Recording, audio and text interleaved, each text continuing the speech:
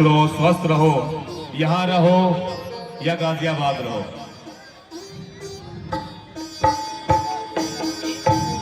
ए ननद का पोता ओ बटिंडे की मतरिया आए हो महाराज। अरे काका, तंबाकू भी लाए हो या नहीं?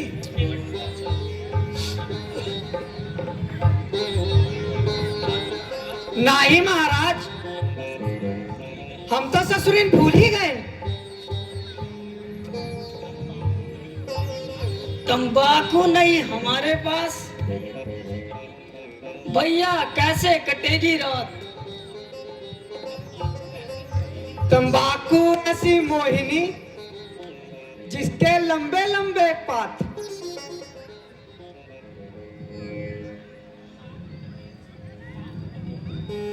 नाक कटे का आदमी और चाय प्रसाद आ। हुक्का करे गुड़ गुड़ गुड़ गुड़, चिलम करे चतुराई। तंबाकू सारा खत्म हुआ, अब तो ले आओ भाई।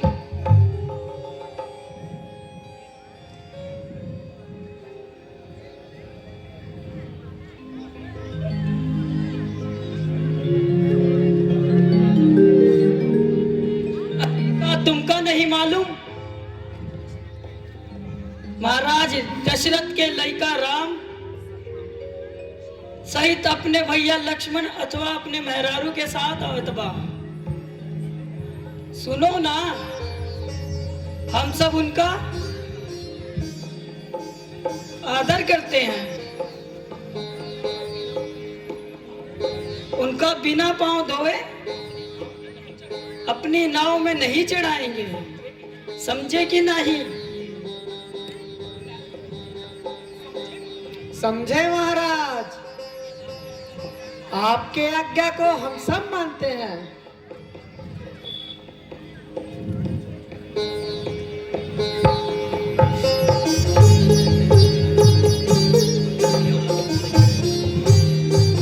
जय महाराज।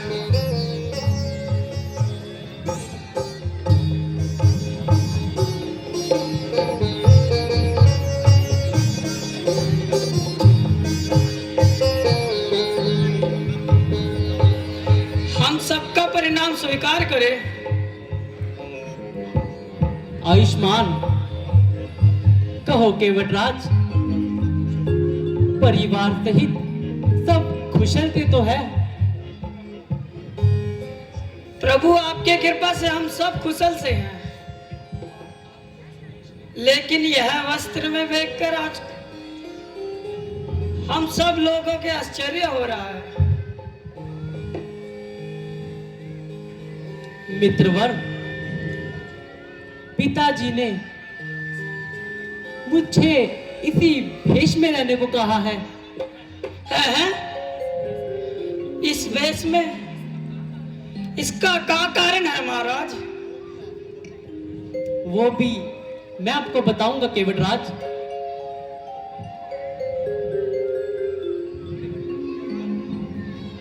भगवान हमारे धन्य भाग है जो आपने आकर इस धरती को पवित्र किया, लेकिन दास को एक भ्रम भी है। मुझे यहाँ आने का कारण बतलाएं। प्यारे सखा सुनो, मेरी माँ के कई को दो वर दिए थे, जो कि माँ ने राज्य अभिषेक के अवसर पर पिताजी से प्राप्त किए। वह इस प्रकार है, एक वर्ष से तो मुझे 14 वर्ष का वनवास और दूसरे वर्ष से भरत को अयोध्या का राज्य। अरे ओ भगवान, यदि आपत्ति ना हो तो हमारे घरे चलकर विश्राम कर लीजिए, थोड़ा जलपान भी कर लीजिए। हे सखा, मैं आपके इस अतिथि वर सत्कार हेतु आपको धन्यवाद देता हूं। मैं आपके इस अतिथि वर को स्वीकार नहीं कर सकता, क्योंकि मुझे 14 वर्ष तक नगर में पांव भी नहीं रख सकता। इस हेतु आपके साथ चलने में लाचार हूं। प्रभु, आप धन्य हैं जो इस आदत में भी प्रसन्न है। मैं जाकर आपके लिए भोजन ले आता हूँ। प्रिय बंधु, यदि यह भोजन हमें भाते तो घर छोड़कर ही क्यों आते। आप हमारे भोजन की चिंता ना करें, हम यहीं से कंद-मूल फल खा लेंगे। आपको यहाँ अधिक समय हो गया है, अब आप घर जाकर विश्राम कीजिए। जो आज्ञा महाराज।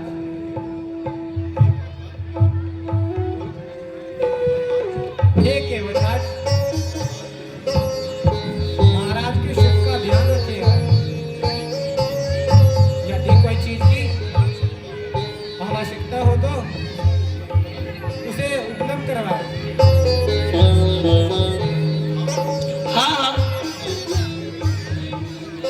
मंत्री जी, अब आप नगर को वापस लौट जाएं। पिता जी की सेवा करना।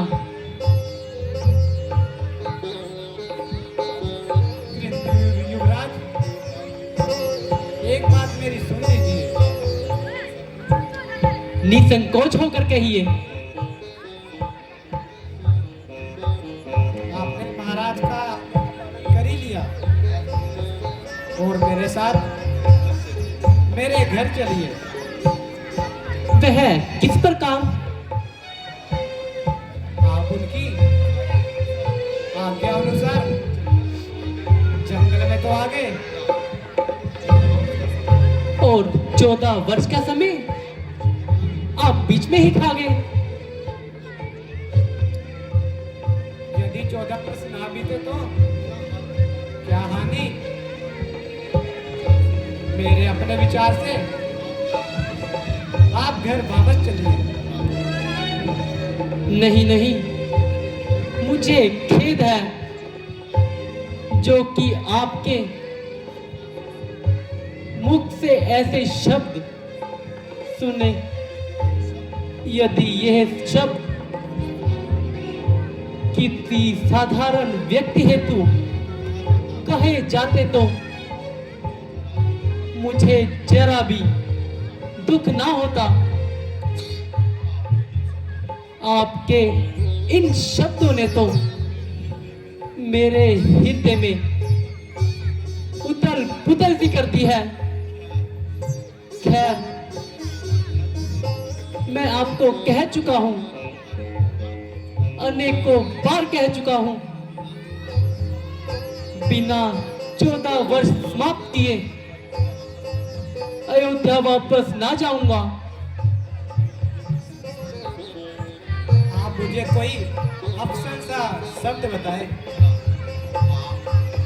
आप प्रसन्न होकर वापस लौट जाएं। किंतु मुझे तो महाराज की आज्ञा से कि आपको वन पार करा के लेके आओ। नहीं नहीं, आप बुद्धिमान होकर धैर्य खो रहे हैं। पिताजी को धैर्य दीजिए तथा भरत को ननिहाल से बुलाकर उसका राज्य अभिषेक करा दीजिए। कृपया आप शीघ्र ही जाइए, क्योंकि आपको आज हमारे साथ चलते चलते सप्ताह बीत गया है और राज्य अभिषेक में मेरी नाही अच्छी है। आप मेरे ऊपर कृपया करके घर चलिए। आपके बिना हम सभी मर जाएंगे। मैं आपको अपना निश्चय बता चुका हूं। अब आप 14 वर्ष तक धैर्य ही रखिए और भरत को राजनीति में सवेता करिए। जो आज्ञा महाराज।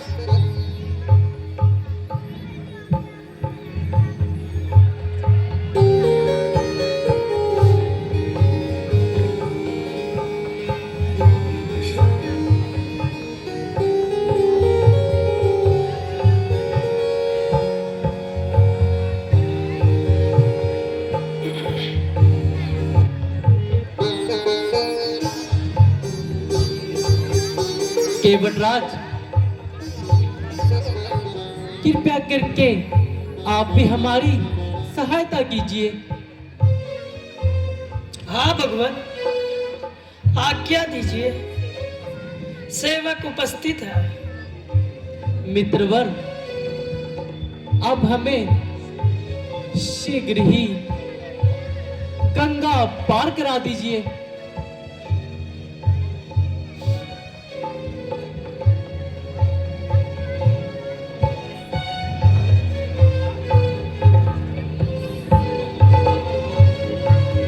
सुनो तुम मल्हार, हमें जाना है उस पार।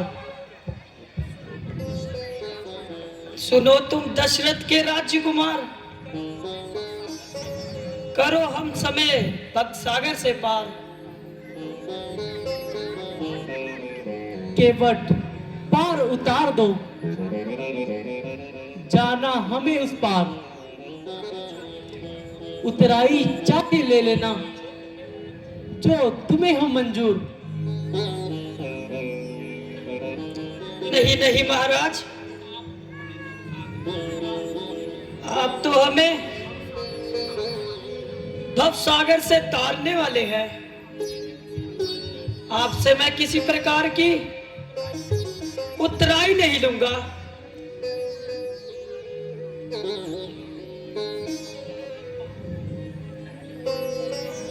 पहले पांव धोऊंगा महाराज, फिर गंगा पार उतारूंगा।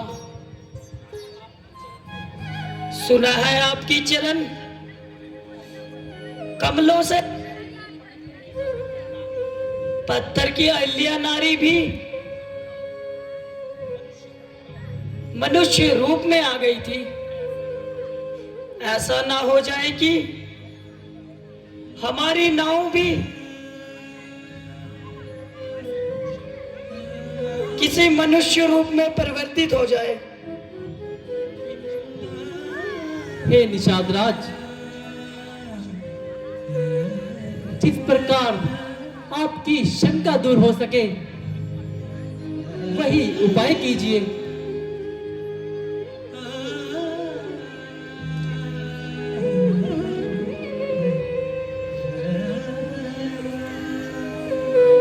जी महाराज।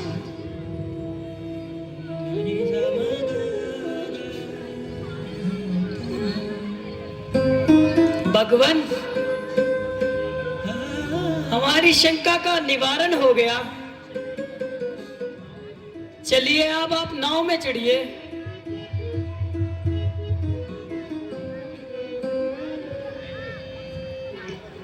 चलिए केवटराज।